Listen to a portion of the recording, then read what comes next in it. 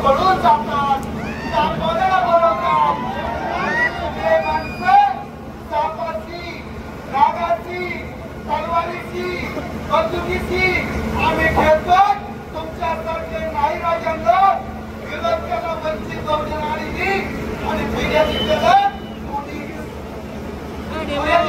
कोण केलं त्यांच्या दम नव्हता फिर्याद द्यायची म्हणून पोलिसांनी पुढे विरोध केलाय एवढी त्यांनी भूमिका म्हणतो आणि एक घोषणा देतो सांगतो भारतीय संविधानाचा भारतीय संविधानाचा सकाळ दादा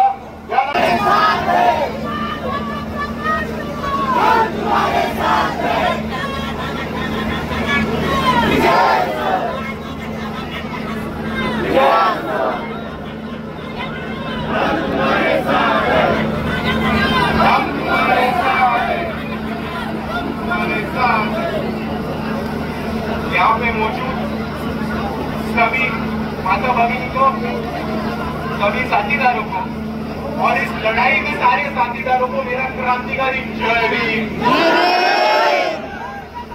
भाइयों साथीदार, मैं आप सभी का शुक्रगुजार हूँ।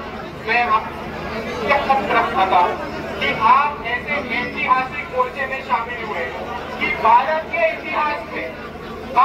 इतिहास में ये पहला मोर्चा है जिसमें कभी किसी ने हिम्मत की है आरएसएस के ऑफिस में मोर्चा लेके जाने की, और ये हिम्मत करने वाले सिर्फ आप लोग हैं। और इसीलिए देखो जय भीम। भाइयों हम सबको समझना होगा कि हम आज यहाँ पे मौजूद क्यों हुए और इसके पीछे घटना क्या है। कुछ दिनों पहले आरएसएस के कुछ कार्यकर्ता थे जिन्होंने एक एजुकेशनल इंस्टीट्यूट के सामने, एक कॉलेज के सामने रजिस्ट्रेशन टेस्ट लगा के विद्यार्थियों का रजिस्ट्रेशन करना शुरू किया था। उनके पास कोई परमिशन नहीं थी। वंचित बहुजन आघाड़ी के कार्यकर्ता वहां पे गए और उन्होंने पूछा आपके पास परमिशन है क्या ये रजिस्ट्रेशन करने की।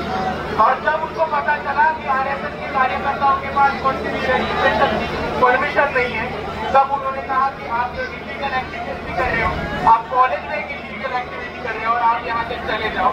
और वंचित बहुजन आघाड़ी के कार्यकर्ताओं ने आरएसएस के कार्यकर्ताओं से वहां से जाके भागा दिया। पर भाइयों यहाँ ये सिलसिला खत्म नहीं हुआ। वंचित बहुजन आघाड़ी के जो कार्यकर्ता थे राहुल मकासरे, यहाँ के आरएसएस के मनुवादी लोगों ने भाजपा के सरकार के लोगों को पकड़ के, पुलिस प्रशासन को पकड़ के राहुल मकासरे के नॉन अवेलेबल ऑफेंस के दर्ज किया गया है। भारत में स्टूडेंट्स में, विद्यार्थियों में हमेशा बहस होती रहती है, स्टूडेंट ऑर्गेनाइजेशन में आवेदन को रहती है, लेकिन ये पहली बार हुआ है कि एक छात्र पर नॉन अवेलेबल ऑफेंस लगाया गया है, वो भी इस आरएसएस मनुवादियों के दबाव की वजह से।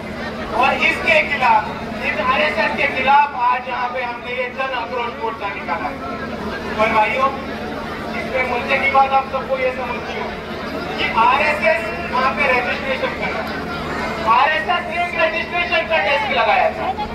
जिस ऑर्गेनाइजेशन का खुद का रजिस्ट्रेशन का पता नहीं है, वो किस मुंह से रजिस्ट्रेशन मांग रहा है, यही मेरे को समझ में नहीं आया सबसे। और दूसरी तरफ आरएसएस से चार मांगे हैं।